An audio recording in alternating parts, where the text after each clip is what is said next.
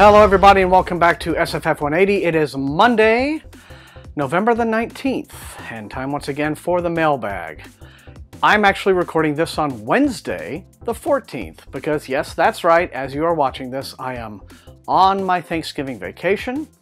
But as it happened, as I was preparing for the trip and all of that, on Tuesday alone, Monday was Veterans Day, so that is a government holiday here, but on Tuesday alone, 10 packages turned up in the mail, and then another one on Wednesday.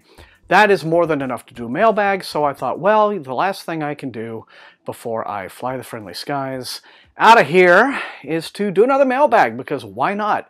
It's good, because it means I don't have to have two skip weeks. There will now only just be the one skip week. The mailbag will return on December 3rd, I believe, is a Monday. There won't be one on the 26th because I'm flying that day, but reviews will resume that week. I was going to try to get, like I said last time, at least one review up before I left town. It's just been too hectic and crazy and busy. But there is some good stuff coming up. Some SFF, a lot of catch-up reads, as well as new stuff for 2019 that is looking very exciting. So look for that content after the holiday. Oh, and yes, you are going to get the Turkey Day special on Thursday. Hopefully with lots of yummy turkey and dressing. That won't come from me. It will probably come from your families if you celebrate the holiday. But you will get additional turkey from me on Thursday. All right, gonna stop yammering and get into these books, shall we? Looks like a lot of what's coming in this week is HarperCollins stuff. With some Random Penguin and some Tor stuff, but this one is from Harper, so let's see what we have. Okay, and we're jumping right out of the gate with some interesting looking stuff, new stuff about which I have heard nothing yet, so this is new to me as it is to you. But this first one is called The Lost Puzzler. The author is Eyal Kles, a classical violinist. Interesting. Okay, well, what's this all about? This comes out on January the 22nd. And it says, he's an Israeli author, it says this is equal parts lyrical dystopian fantasy and high-octane cyberpunk. This novel is a propulsive read that will redefine what you think of post-apocalyptic fiction. Okay. From a classical violinist. It's the first half, it says, in the Tarakan Chronicles duology. All right then. Set in a world similar to our own, Kles drew an initial inspiration when crafting the City of Towers from his own homeland of Israel. In the mysterious City of Towers, the center of the destroyed Tarakan Empire, a lowly scribe of the Guild of Historians is charged with a dangerous assignment. He must venture into the wilds beyond the glass and steel towers to discover the fate of a child who mysteriously disappeared more than a decade before. Born of a rare breed of marked people, the child, Rafik, known as the Key, was one of a special few with the power to restore this lost civilization to glory once again. In a world driven by fear and violence, where tattooed mutants, manic truckers, warring guilds, and greedy mercenaries battle for survival, sounds like it's got a little bit of Mad Max in there, this one boy may have single-handedly destroyed humanity's only chance for salvation. Good one, kid. Unless the scribe can figure out what happened to him. Okay, the story of a fractured society still rebuilding. It's also the story of human ingenuity. And yeah, it's brought together into a post-apocalyptic landscape, both austere and ethereal. It's called The Lost Puzzler. Comes out on January the 22nd. Let me know in the comments. And next up from Harper also is Shattered Sun by Rachel Dunn. And this is not an ARC, this is the finished copy, I've already gotten the ARC, of the final novel in the Bound Gods epic fantasy trilogy, following In the Shadow of the Gods and then The Bones of the Earth. Those were the first two books. This one comes out December the 4th. And so yeah, now the whole trilogy is available to be binged. Returning to the vibrant world whose fate lies in the hands of vengeful gods and bold warriors. As the world is plunged into darkness, and only the scheming priest Joros might be able to bring back the sun. Okay, well when the sun bails on you, you know you're in trouble. Shattered Sun mixes the truly gritty, violent, grimdark fantasy of I wouldn't call Robin Hobb grimdark. Joe Abercrombie, maybe, yeah. But with the lyrical storytelling found in the works of Guy Gavriel Kay. Okay, well those aren't bad antecedents by any means. But yeah, the Bound Gods trilogy wraps up on December the 4th with Shattered Sun. Okay, we're just going to keep on keeping on with the Harper Voyager packages. All right, and this is another epic fantasy. This is a book called Dragon's Shadow. The author is L. Catherine White, E-L-L-E, Catherine White. And, okay, this is interesting. This is the sequel to a book called Heartstone, which I recall, it seems to me like that came out a little while ago. Now, 2 or 3 years ago at least. But now the second book in this trilogy has turned up. So I'll have to dig Heartstone out of whatever box it might still be in, and to see if I can catch up. Yeah, this is, it says, well, again, I can't give too many plot descriptions. From what I gather, it's crossing Pride and Prejudice with something like Temeraire. All right? Yeah, so if that's something that you can envision. But this one picks up, you know, right after the second book, and I can't read anything more. But yeah, it's yeah, epic fantasy based on Pride and Prejudice. This one's available tomorrow, November 20th. And fourth in a row from Harper Voyager, this is a new book by Ian Douglas, for those of you into military science fiction. This is called Bright Light, and it is the 8th book in the Star Carrier series. It says, humanity will unite against a sinister alien force powerful enough to exterminate the world in bright light. This one comes out November the 27th, and, you know, military science fiction, you know, has its fan base, and so I'm sure that, you know, a lot of them have been following Ian Douglas's career. So if you are one of those fans, well, then you'll be happy to know that this Star Carrier series keeps trucking along. After 8 books, November the 27th is the release date for Bright Light. I don't have anything against military science fiction. It just happens to be, I've liked quite a lot of it, but it just happens to be, you know, not the first thing I tend to pick up when I'm looking for something new to get into. All right, well, this one is a white envelope, probably a Tor title. It is, and here it is, everyone. It's the finished copy. This is actually already out in stores. Came out October the 30th, of The Monster Brew, Cormorant, Seth Dickinson's second book in his Masquerade series, which I now understand will be 4 books. A lot of you, knowing how much I just melted over the first book, have already been bitching me out, like, where the hell's the review of Monster Brew? It will be one of the very first that will come when the new reviews start coming up, guys. Trust me on this. I am not wasting any time. And as I understand from some sources, that, you know, they're saying that it's every bit as strong, which I'm eager to see. The first book, of course, is all about you know, a young woman who decides to essentially avenge her people. You know, their culture, their community, their little country, they were taken over by this vicious empire called the Mask, as it were. And so she decides, all right, I will bring the system down from within. But what she has to do and what she has to sacrifice of herself to get there is really quite stunning. So the story continues to horrific effect, I'm quite sure, in The Monster Brew, Cormorant. Available now. Watch for my review. Okay, here we have something from Random Penguin. This is from Tor Books, and it's an anthology called Tales from Plexus. And it's edited by Julie Czerneda. And it appears to maybe be something of a little bit of a vanity project for Julie, because Plexus is it's part of her own Trade Pact universe, her series of books that she's written a few trilogies in now. And this is a bunch of stories, one by herself, but by several other authors set in that universe. So I guess, you know, kind of like the way the Darkover, Marion Zimmer Bradley had all of her little proteges writing Darkover stories and things like that. So seems like it's that kind of a thing, you know, so if you're a fan. I flipped through the contents here just really quickly. Most of the names I don't recognize. A handful I do, including there's a story in here by Tanya Huff.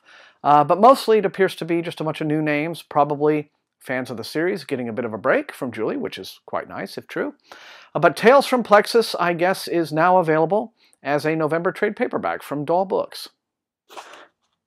And this one is from Random Penguin. Oh, I'm very happy to have this. This is a catch-up read for me that I'm desperate to get to, because this is a 2017 title that I actually was not sent in hardcover, but they've now sent me the trade paperback. It's by Nick Harkaway, who has written quite a few novels. He's the son of John le Carré, you know, the spy fiction writer. This is called Gnomon, and the trade paperback comes out December the 4th. And it's set in a near-future high-tech surveillance state that is equal parts dark comedy, gripping detective story, and mind-bending philosophical puzzle. In the world of Gnomon, citizens are constantly observed and democracy has reached a pinnacle of, quote, transparency. Every action is seen, every word is recorded, and the system has access to its citizens' thoughts and memories, all in the name of providing the safest society in history. The system doesn't make mistakes, but something isn't right about the circumstances surrounding the death of Diana Hunter, a suspected dissident who died during an interrogation. Oh. Miliki Neath. Okay, I'm sorry, butchered that pronunciation. Anyway, this character, a trusted state inspector and a true believer in the system, is assigned to find out what went wrong, immersing herself in neural recordings of the interrogation. What she finds isn't Hunter, but rather a panorama of characters within Hunter's psyche. Embedded in the memories of these characters, Neath begins to catch glimpses of the real Diana Hunter, and the staggering consequences of what she finds will reverberate throughout the world. Okay, so Gnomon, available in paperback December the 4th, and I'm very much looking forward to catching up with this one, because I've heard fantastic things from reviewers who have read it. Okay, continuing on, we have a little random penguin package. And this is a mass market paperback. It's called Rowankind. The author is J.C. Bedford, and it's the third book in a series, probably a trilogy, called Rowankind. The first two books were Winterwood and Silverwolf, mass market paperback originals. And let's see, it just says swashbuckling action, folklore, and characters to care about. This is an authentic English take on historical fantasy, magic, and class. What do you do with a feral wolf shape changer? I can hold it like that. Anyway, feral wolf shape changer, you following, who won't face up to his responsibilities? Well, you get the rolled up newspaper. How do you contain magical creatures accidentally loosed into Britain's countryside? How do you convince a crew of barely reformed pirates to go straight when there's smuggling to be done? How do you find a lost notebook full of deadly spells while keeping it out of its former owner's clutches? How do you mediate between a real king and the 7 lords of the Fae? Ross and Corwin, she a witch and he a shape changer, have several problems to solve, but they all add up to the same thing. How do you make Britain safe for magic users? Well then, it's 1802. A tenuous peace with France is making everyone jumpy. The Fae, and therefore Ross and Corwin at their behest, have unfinished business with Mad King George, who may not be as mad as everyone thinks, or if he is, he's mad in a magical way. The Fae have left mankind alone up to now because they don't care to get involved with mortals, but don't be fooled into thinking they're harmless. Okay, so it's basically a historical fantasy set in England with a Fae angle, as 'twere. All right, but Rowankind, I guess, is a November mass market paperback from Daw. I know I have the first 2 of those somewhere, so I'll try to dig them up. Anyway, this one, oh, okay. This one definitely comes from Tor, and I'm kind of eager to open it. Now, this is one that I have been excited to get my hands on. This is called The Ruin of Kings. It's an arc for a book that comes out February the 5th. It's a debut author, name of Jen Lyons. And let me tell you, Tor is pulling out all the stops. They have put the hype machine in overdrive for this book. I mean, literally, like they're promoting it by saying things like, you know, this will be the next Sanderson-level bestseller, you know, epic fantasy superstar kind of thing. So, you know, holding nothing back. So, I guess we'll see if it measures up. But anyway, The Ruin of Kings comes out, like I said, February the 5th. And it's the first in a grand-scale 5-book series. It's a lot of faith to put in a new writer. And is educated by the author's unique experience as director of an indie game company. Okay, delivered in captivating fashion, The Ruin of Kings sets readers on an expansive, thrilling journey. All right? These are the old stories, and then there's what actually happens. Kieran is a bastard orphan who grew up on storybook tales of long-lost princes and grand quests. When he is claimed against his will as the long-lost son of a treasonous prince, Kieran finds that being a long-lost prince isn't what the storybooks promised. Far from living the dream, Kieran finds himself practically a prisoner, at the mercy of his new family's power plays and ambitions. He also discovers that the storybooks have lied about a lot of other things, too. Dragons, demons, gods, prophecies, true love, and how the hero always wins. Then again, maybe he's not the hero, for Kieran isn't destined to save the Empire, he's destined to destroy it. Okay, I guess we'll see, won't we? Ruin of Kings on February the 5th from Tor Books. Let me know. All right, we're down to the last two, and this is one from Blackstone Publishing. I've gotten a few things off and on from them. Don't hear from them very often, but nice to hear from them again. Let's see what they have. Oh, by the way, I would love it if every publisher used little boxes like these instead of padded mailers. Sometimes the books show up in okay shape, and other times not so much. I mean, look, the book is like in a box, and then it's also wrapped in this paper. I mean, come on! That's how you send books! All right, it's probably going to be a little bit hard to see this cover because it's all kind of dark, and well, it's got some shiny bits though, so that's kind of cool. But this is, now they have sent me, I believe, yeah, I think they've sent me every single book in this series so far now. It's the Helldivers series. This is now the fourth one, called Wolves. The author is Nicholas Sainsbury Smith. And you know, I should probably dig into these and give them a shot, because they do sound like they could be, you know, kind of action-adventure, cheesy sort of fun. But the premise is that apparently the surface of the Earth is too dangerous to inhabit. And so, you know, the survivors are living up like in the skies on, you know, on vessels and things. But apparently, obviously, story complications sometimes require some of these folks to go down to the surface. And so there you go. But this is post-apocalyptic series. And this one is already out. This one came out November the 6th, apparently. And yeah, the surface of the Earth is horribly poisoned, and so on and so forth. Storms, sea monsters, the cannibalistic creatures that are down there. All right, so there you go. You get the general idea. Just post-apocalyptic carnage fun, sounds like. But Helldivers 4, Wolves, is now available. And because I cannot say it enough times, kudos once more to Blackstone Publishing for how they package their books. Here we have a much more conventionally packaged book, but this one, final one for this week, comes from Random Penguin. Let's see what we have. Now this does look interesting. We're wrapping up this week with a YA, actually, and this one is by Arwen Ellis Dayton, the author who has also written the Seeker series, YA epic fantasy series. This is a compelling, mind-bending work of speculative fiction, it says. It's called Stronger, Faster, and More Beautiful. And it comes out December the 4th. Looks as if it takes a few cues from maybe Scott Westerfeld's Ugly series, but it's also saying Black Mirror and Westworld look to be some influences. Set in our world, Stronger, Faster, and More Beautiful offers a twisted look into the near and distant future through 6 interconnected stories that ask, how far will we go to remake ourselves into the perfect human specimens, and how hard that will push the definition of human. This extraordinary novel explores the amazing possibilities of genetic manipulation and life extension, from the heavenly to the monstrous, as well as the ethical quandaries that will arise with these advances. Okay. Thought-provoking, poignant, horrifying, and action-packed. Arwen Ellis Dayton's gripping new novel is groundbreaking in both form and substance. Okay. Well, if nothing else, it's good to see more YASF, and not just, you know, romantic fantasies coming out from YA. But like I said, Stronger, Faster, and More Beautiful comes out December the 4th. And there you have it. That's all I got for the mailbag this week. You guys know the drill. Light up those comments. Let me know which of these looks most interesting and exciting to you, which you would like to see me prioritize in the review queue.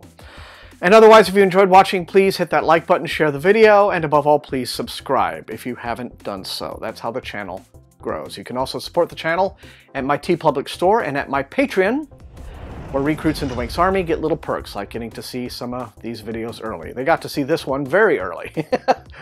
Anyway, you will see me again, like I said, this Thursday, Thanksgiving Day, for the Turkey Day special. Be ready for it. And until I see you next time,